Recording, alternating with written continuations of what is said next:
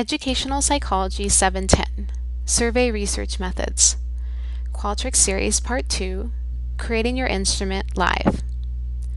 We're going to spend some time looking at Qualtrics from a live standpoint. This recording will mirror the Qualtrics Series Part 2, Creating Your Instrument PowerPoint presentation. In the first lesson, we learned how to create a free UNLV Qualtrics account. At this point, if you haven't already, please log in to this newly created account. If you need assistance getting back to this web page, here is the link. I'm going to log in using the demonstration account I created intentionally for this particular project.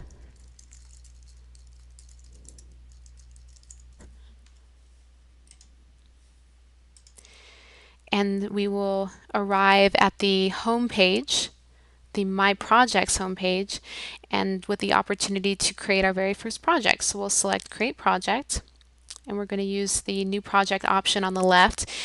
Before we get into that, just briefly, there are other options that you might use in the future.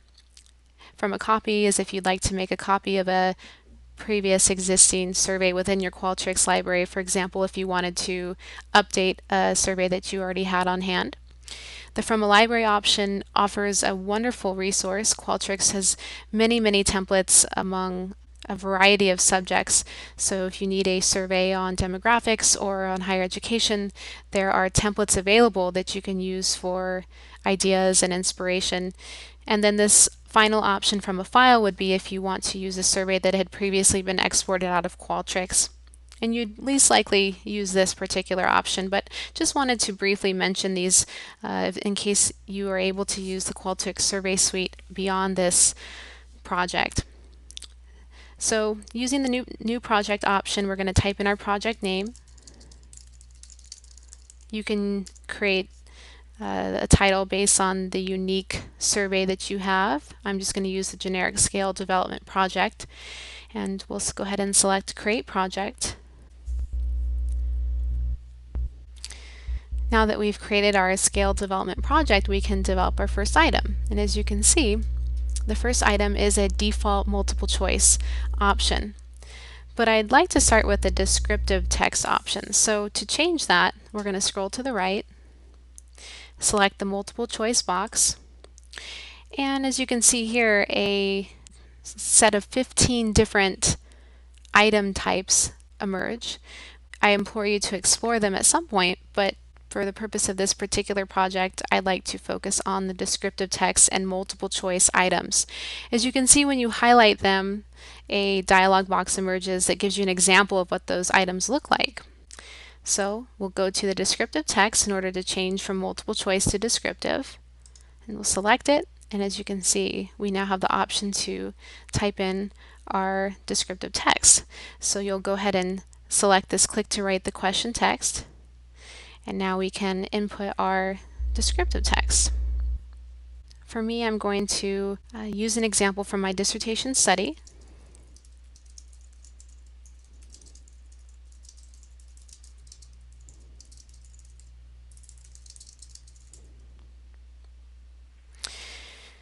You can also copy and paste from a Microsoft Word document or PDF. I'm going to go ahead and select the Rich Content Editor to customize this descriptive text. As you can see, many of these symbols are symbols that mirror that of Microsoft Word.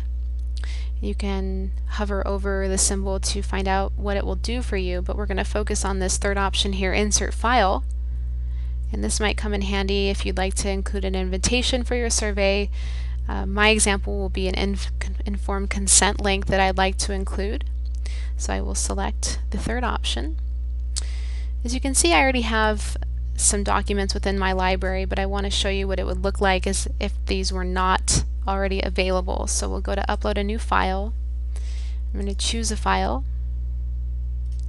and I'm going to go ahead and select the informed consent form. This is what I want to use. So I'm going to select that. And in the description box, we want to change the text so that it reads as we want it to appear. So I want it to look like this for the link. I'm going to get rid of these numbers. and I'm going to save this option. And as you can see, now we have a link to that form built into our descriptive text. You can actually copy this link. I use Command C on my Mac here, and I'm going to paste it where I want it within this dialog box. So I'll use Command V to paste, and now I have it set up as I would like it to read. You can go ahead and click your cursor out of this descriptive text box to get back to the question, and as you can see, we now have our first item. Now that we've created the project and we have our first descriptive text option, we can move on to Likert type items and responses. To add a question, we can actually go to this create a new question option, select the green arrow, and we're going to go to multiple choice. And now we have our multiple choice question 2. So we want to type or copy your second item into this space by selecting the click to write the question text default. I'm going to use a question from my dissertation.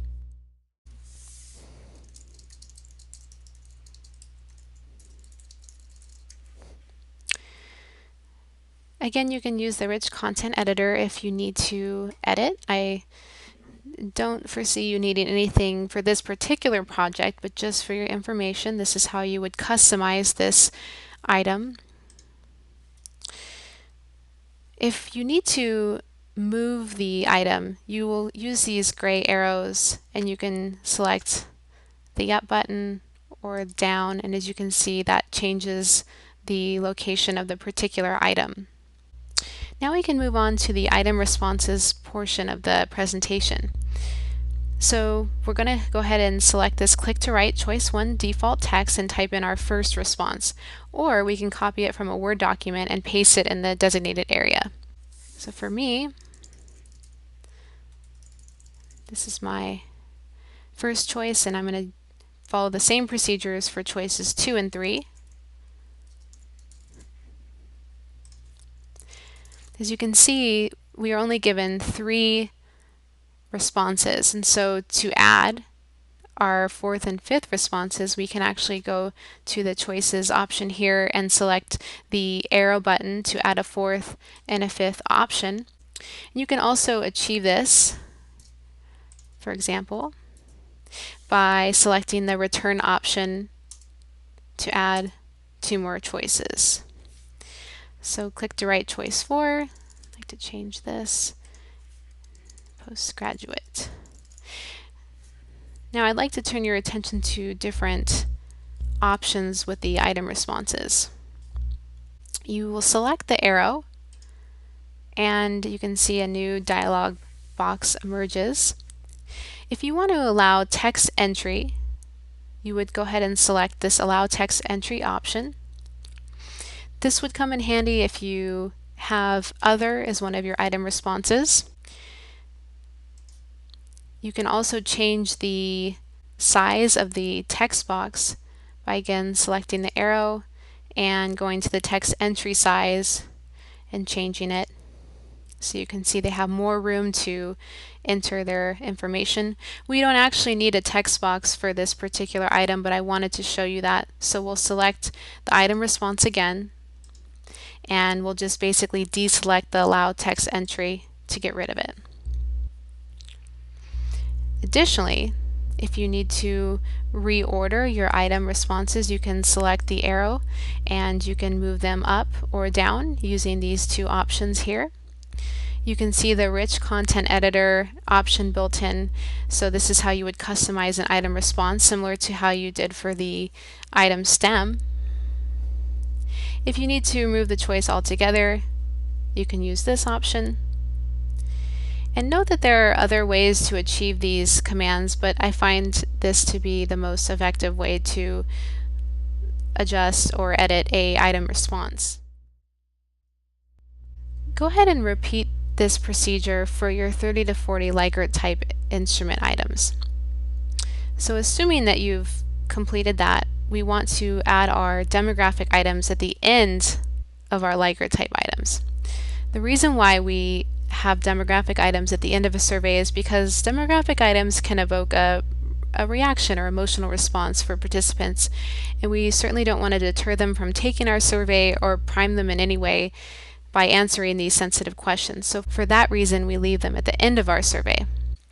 So an example of the demographic items coming at the end of the survey can be seen in my dissertation study. If we scroll down to the bottom,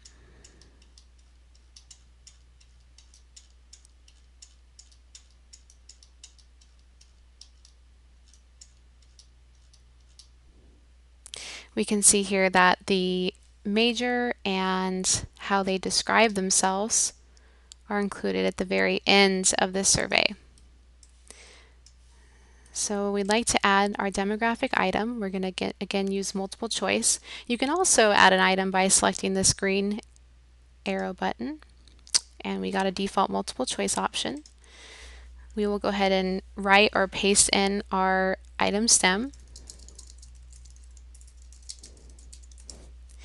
And similar to how you set up your other questions, we're going to type them in as item responses.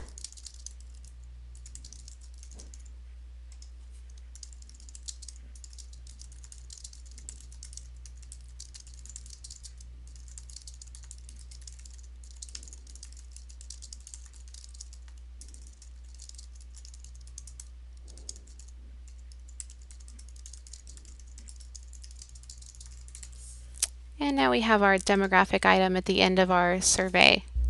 One thing I want to point out in particular is under answers on the right hand side, we want to actually give them the choice to select multiple answers for this particular question. So anytime when you would like your participants to have the opportunity to select more than one response, you want to make sure to change this from single answer to multiple answer.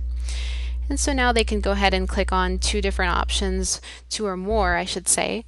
And now our survey, our demonstration survey that is complete. We have our descriptive item, we have our like or type item, and then we have our demographic item at the end. And obviously your survey will have many more questions than I have, but this is just for purposes of the demonstration. So now we want to actually work on the survey design itself. So first, we'll go to the look and feel option,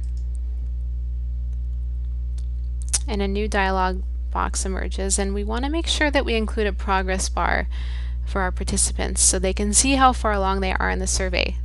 This is something that can increase survey retention and completion. So under the general options, we'll go to progress bar and we'll select with verbose text. We also want to determine how many questions we want per page. For this example, I want to do one per page. We actually get a preview of this. So you can see here we have our one descriptive item along with our progress bar. And if we scroll to the next page, we have just one item per page, and then a final item per page. It's important to note that if you have all of your items on one page, then the status bar won't be effective. So that's why we change this number here. And I want to point out that there is also something called blocks, and that's a more advanced version of placing items on separate pages, but that option is beyond the scope of this particular presentation. Now we want to do one more thing before we exit this look and feel option. You want to hit the fonts section, and we want to make sure that our fonts are consistent throughout the survey. So in the same command box here, we're going to go to the font of our choice. I'm going to select Times New Roman, and I want to make sure that the question text and the choice text are the same as well, and everything is congruent. So I'm going to select Times New Roman for these two as well, and I'm going to select 12-point font. And now we will ensure that all of our item and item responses are consistent in terms of their font and size. Make sure to save these adjustments to capture what you've changed in general and fonts. Now there's one more thing we need to do as far as our survey options go. So we'll select survey options. As you can see, a new dialog box emerges with various options for you. If you scroll down, we want to go to the survey termination section, and we want to select anonymized response. By selecting this, we will remove the participants' IP addresses and location data from the results. Now, it's important to note that once you actually select this, the IP address and location data can't be restored. According to Qualtrics, the IP address is not considered identifying information. And that said, when you go through an institutional review board or ethics committee, the IP address may be impermissible. So you want to go ahead and select this option to remove the IP address and location data. And we'll select Save. And there's one final step before preparing this instrument for distribution. We want to preview our survey to make sure everything is working as intended. So on the right side, we'll go ahead and select Preview Survey. So we want to preview our survey, and what we see here on the left is the web page version, and on the right we have the version on the cell phone. Now we can actually move through the survey the way our participants would with a real link. And you can see our status bar that we created. So first thing I want to do is test that this informed consent form actually works. So I'm going to click the link and a new page will appear. And as you can see here, the document I imported is looking pretty solid. So we know that that link works. We'll go ahead and revert back to the web page. We're going to move along to the second item, and we can see that after completing that first item, the next page shows us that we're 33% of the way through our survey, which is great for our participants. On this page, I'm just making sure that I can select one of these options. Want to make sure that multiple can't be selected. So we're going to choose sophomore. We're going to move along to the next page. We are 66% of the way through, and now we can answer this particular question. So for here, I'm checking to make sure that multiple options can be selected, which they can. And then I'm going to go ahead and move along to the last page, and we get a default message at the end along with a status bar that tells us that we have completed the survey. In summary, we've covered setting up a new project, constructing descriptive, Likert type, and demographic items. We've developed item responses, learned various item and item response features, and modified survey design options, as well as learning how to preview a survey. This concludes the Qualtrics series, Part 2, Creating Your Instrument Live Demonstration.